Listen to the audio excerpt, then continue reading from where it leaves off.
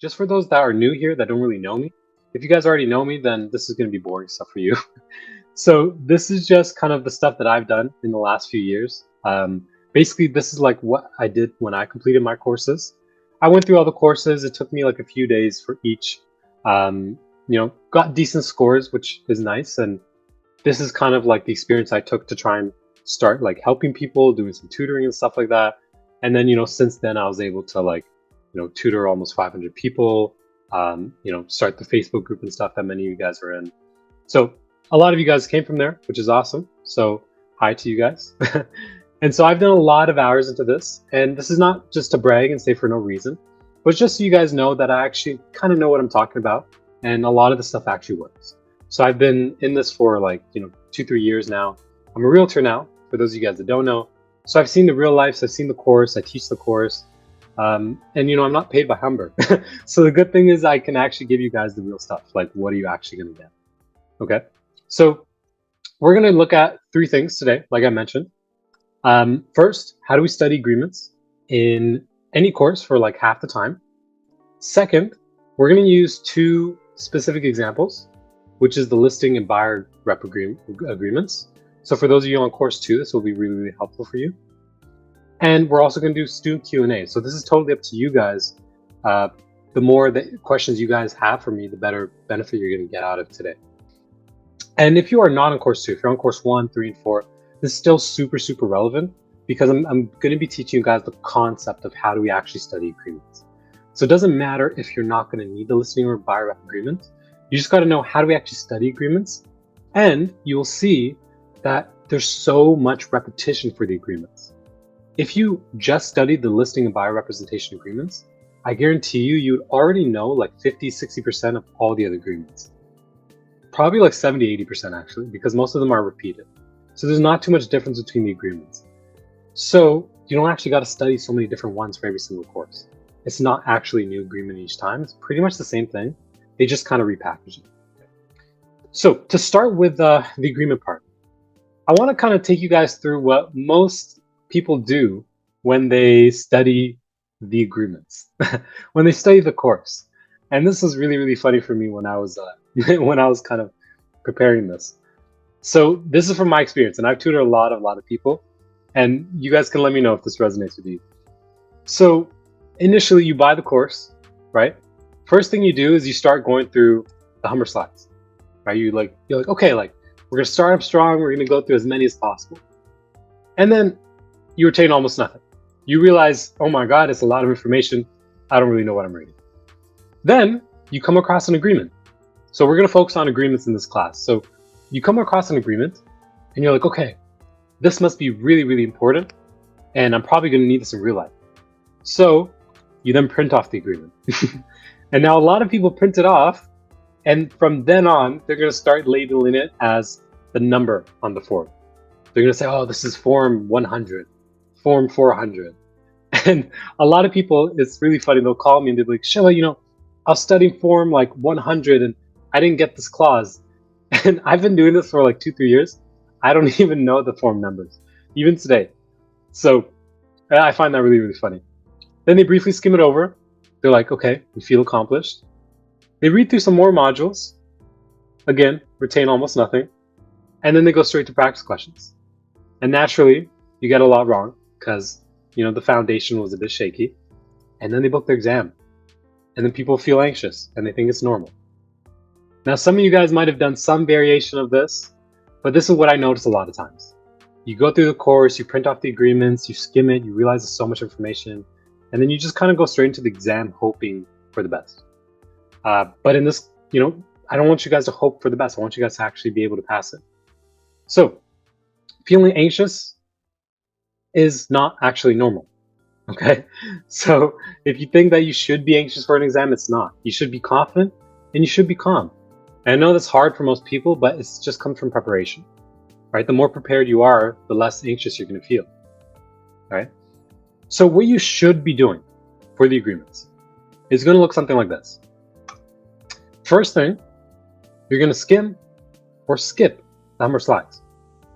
And again, we're also going to retain almost nothing. So same result, the difference is we're going to save a lot of hours. Now, some of you guys might have already done this, you might have already heard this before, or you might not have.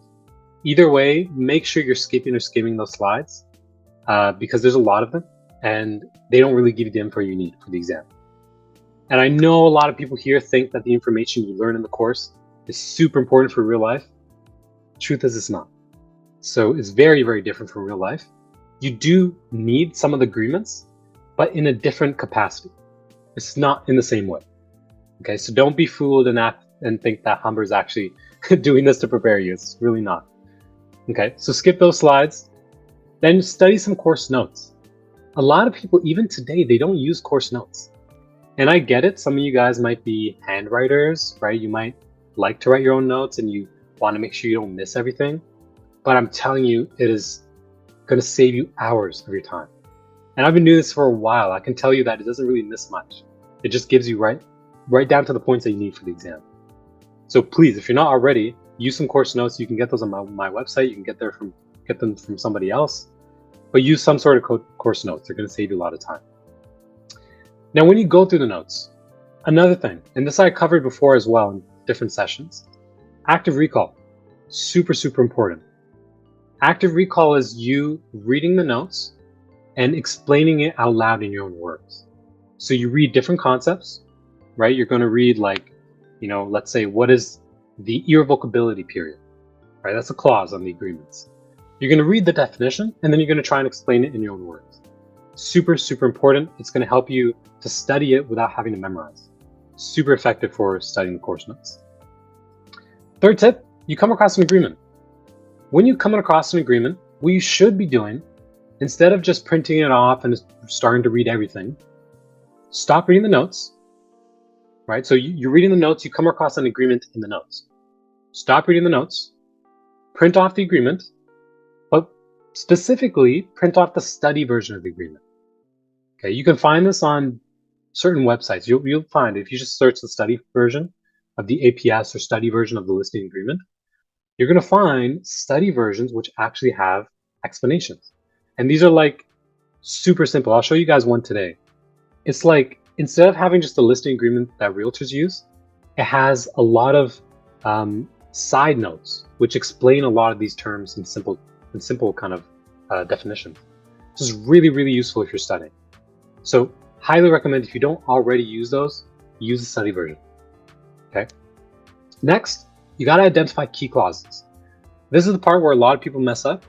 They just study the whole form. And you'll see a lot of other videos online too, like on YouTube, where you have realtors who explain these agreements.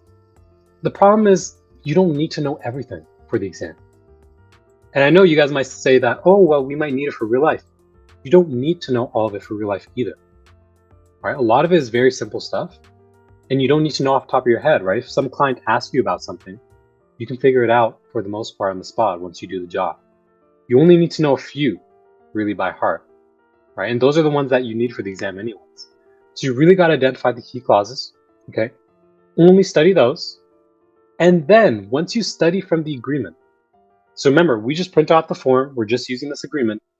Now we can just skim the course notes for that agreement. Because this is what a lot of people do. They go through the course notes, right? They come across, let's say, the agreement of purchase and sale, right? They read module 14, 15, 16. Then they print it off. They study the agreement. Then they go back to the notes again. It's like triple the amount of work. You study it once. You don't need to study it again, right? So as soon as I see module 14 says agreement of purchase and sale, I print off the form, the study version.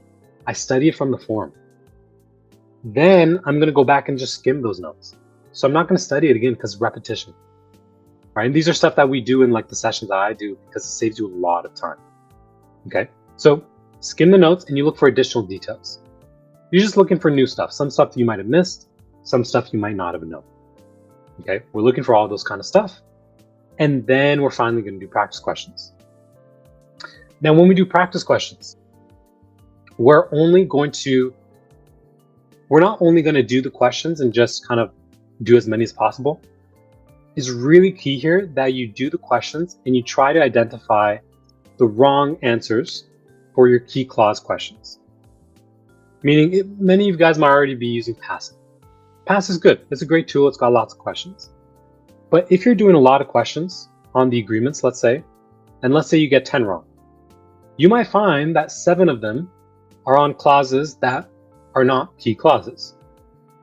They're like stuff that, like home inspection clause, which you're not going to get on the exam. Something about, let's say, Schedule B, which you're not going to get on the exam, right? Something about Schedule A, right? And you get very minimal questions in Schedule A. So this is where it gets really annoying. Like, oh, I did 100 questions, but maybe 70 of them were relevant, and maybe even less of those I actually looked at why did I get those questions wrong. Okay? And that's what I want to help you guys with today. How do we identify those clauses? What are we actually looking for? And the key really is that you want to look for repetition. So I'll show you guys a lot of clauses today, which I've already told you that they repeat in every single course. But when you go through those course notes, right? So when you kind of skim through these course notes over here, you're going to see a lot of repetition in those modules, right? If I read module 14, 15, 16, you'll see a lot of repetition for different clauses, and especially throughout the course, and that's how you know that's a key clause. Now, I'm just going to save you guys the time and just give it to you so you don't have to go through everything, but that's essentially what you do if you want to do that on your own. Okay? And for an example, to show you guys exactly how do we do this, and to give you guys some of the key clauses which repeat, we're going to use the listing and buyer rep agreement. Okay? Like I said before, if you're not in course 2, super relevant regardless, because there's so much repetition. And if you are in course 2, then, great, we're going to go through it together. Okay?